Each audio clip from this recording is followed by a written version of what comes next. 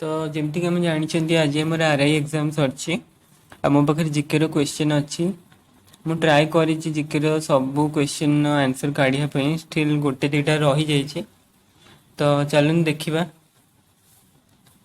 तो आम first question हूँ how many bones are there in an adult human body. जड़े वयस्क मनुष्य शरीर में केते गुड़ी हाड़ थाए। तो ठीक आंसर हूँ ऑप्शन सी 206। तापर सेकंड क्वेश्चन हूँ light year is a unit of measurement of आलोक वर्ष कହାର एकक माप उद्दिष्ट। तो यार ठीक आंसर हम आम ऑप्शन बी स्टेलर डिस्टेंस बा नक्षत्रिक दूरता। तापर आम क्वेश्चन नंबर 3 देछि which of the following vitamins is considered helpful to keep eyes healthy. निम्नलिखित विटामिन मध्यरु केउंडी आखि को सुस्थ रखिबारे सहाय्य करे। तो यार ठीक आंसर होची ऑप्शन सी विटामिन ए। तापर question number 4 which of the following is not the ancient name of Odisha. निम्नलिखित मध्यरु केउंटी ओडिशार पुरातन नाम नुहे। तो या ठीक आंसर होची ऑप्शन डी कोसळ।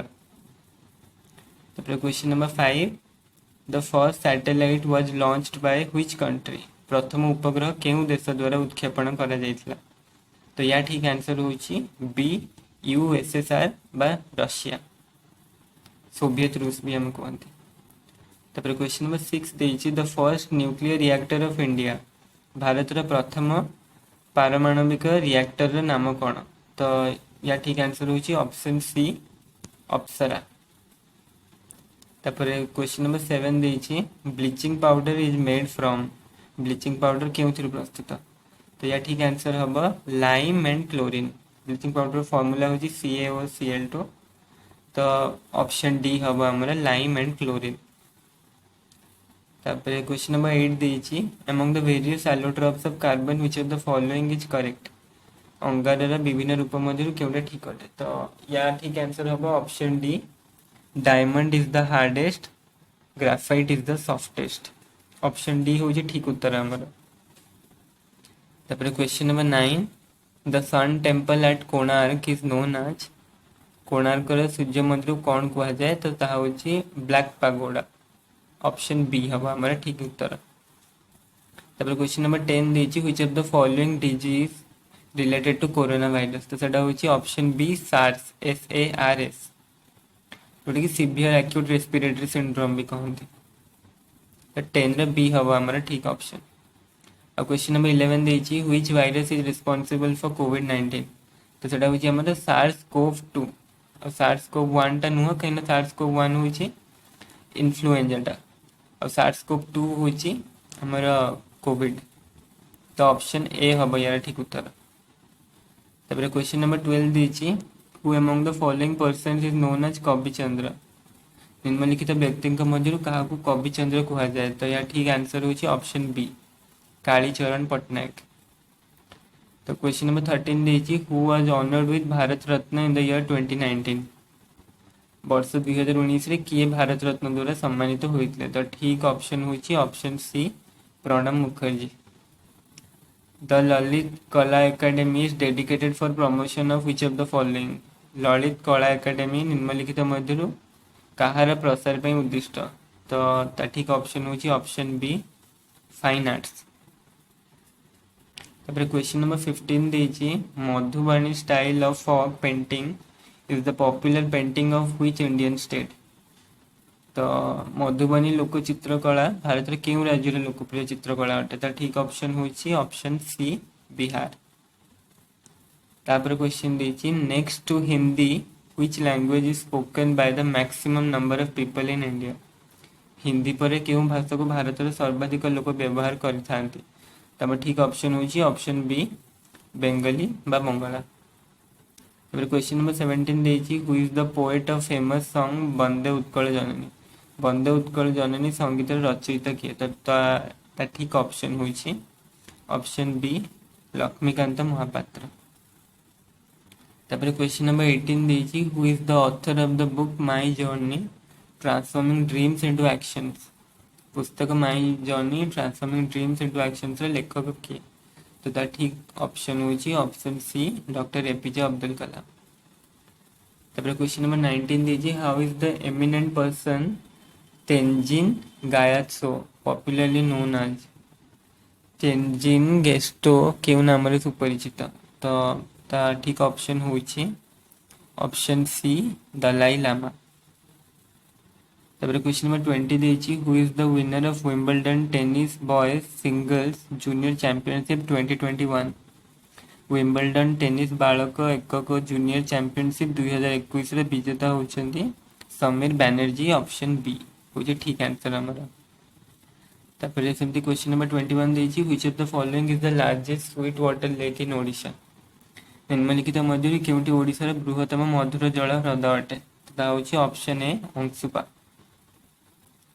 क्वेश्चन नंबर 22 देची in which year did Indian win the first world gold medal in hockey at Olympic games before independence. स्वाधीनता पूर्व हॉकी खेल में भारत केउ वर्ष ओलंपिक प्रथम स्वर्ण पदक जीतिला। तो तार ठीक ऑप्शन होची ऑप्शन सी 1928 बा 1928 मसीहा रे। तापर क्वेश्चन नंबर 23 देची in which district of Odisha is the central rice research institute situated. Odisha केउं जिल्ला रे केंद्रीय धान गवेषणा अनुष्ठान अवस्थित। तो आम ठीक ऑप्शन होची ऑप्शन बी कटक। तापर in acronym SAARC what does C stands for. संक्षिप्त शब्द सार्क रे सी कहा पे उद्दिष्ट। तो ठीक ऑप्शन होची ऑप्शन डी कोऑपरेशन। तापर क्वेश्चन नंबर 25 देची which of the following is the headquarters of world trade organisation. विश्व वाणिज्य संस्थार मुख्य कार्यालय केउठार अवस्थित। तो ठीक ऑप्शन होची option C Geneva. How many members from Odisha are elected to Lok Sabha. Odisha रो केते जण सभ्य लोकसभा को निर्वाचित हुअंती। तो ठीक ऑप्शन होची option D 21। Which of the following countries is not a member of United Nations. तो निम्नलिखित मध्य केउं देश जाति संघर सभ्य नुहंती। तो ठीक ऑप्शन होची ऑप्शन बी पैलेस्टाइन और वैटिकन सिटी। तापर क्वेश्चन नंबर 28 होची what is wall street. Wall street कौन ना स्टॉक एक्सचेंज ऑफ न्यूयॉर्क को हमें वॉल स्ट्रीट को। तापर United Nation celebrates international day of yoga globally on which date. जातिसंघ द्वारा समग्र विश्व रे अंतर्जातीय योग दिवस जून 21 तारीख रे पालन करा जाए। तो ऑप्शन डी होची ठीक आंसर हमरा। तापर which of the following districts of Odisha has topped in production of turmeric. Odisha रे केउं जिल्ला हल्दी उत्पादन रे प्रथम अटे। तो ठीक ऑप्शन होची option C. Who was the viceroy of India when Muslim League called for the direct action day। तो एटा मु श्योर नहीं but still option B Lord Minto हेई पारे। तो सेटा मु कंफर्म हेले परे कहि देबी। तापर क्वेश्चन नंबर 32 देची who was the first governor general of India. भारत रा प्रथम गवर्नर जनरल किए थे। तो ठीक ऑप्शन होची ऑप्शन सी वैरेन हेस्टिंग्स। तापर क्वेश्चन नंबर 33 देची what were the names of Ashoka's mother wife and daughter. अशोकांकर माँ स्त्री और झींकर नाम कौन थिला। तो ठीक ऑप्शन होची ऑप्शन बी सुभद्रांगी महादेवी और संघमित्रा। तापर क्वेश्चन नंबर 34 होची initially Queen Elizabeth one approve the charter to the East India Company for how many years. तो ये क्वेश्चन ने भी मु श्योर नहीं ऑप्शन डी टा ठीक ही पारे सेटा परे कंफर्म हेले कहबी। तापर क्वेश्चन नंबर 35 होची हमरा Panchatantra was written by whom. Panchatantra किए लिखितले। तो ठीक ऑप्शन होची ऑप्शन बी विष्णु शर्मा। फिर क्वेश्चन नंबर 36 होची हमरा Mohenjodaro is also known as. Mohenjodaro रो अन्य नाम कोन थिला ना mount of the dead. Option D होची हमरा ठीक answer. The infamous Jallianwala Bagh massacre happened on which festival city. Jallianwala Bagh नारकीय नरसंहार केउं पर्व दिन होइतला। तो ठीक ऑप्शन होची option B Baisakhi. Which among the following dynasty was ruling over Magadha when Alexander invaded India। तो अलेक्जेंडर भारत आक्रमण समय रे निम्नलिखित मध्य केउं राजवंश मगध को शासन करथिले। तो ठीक ऑप्शन होची ऑप्शन बी नंद वंश।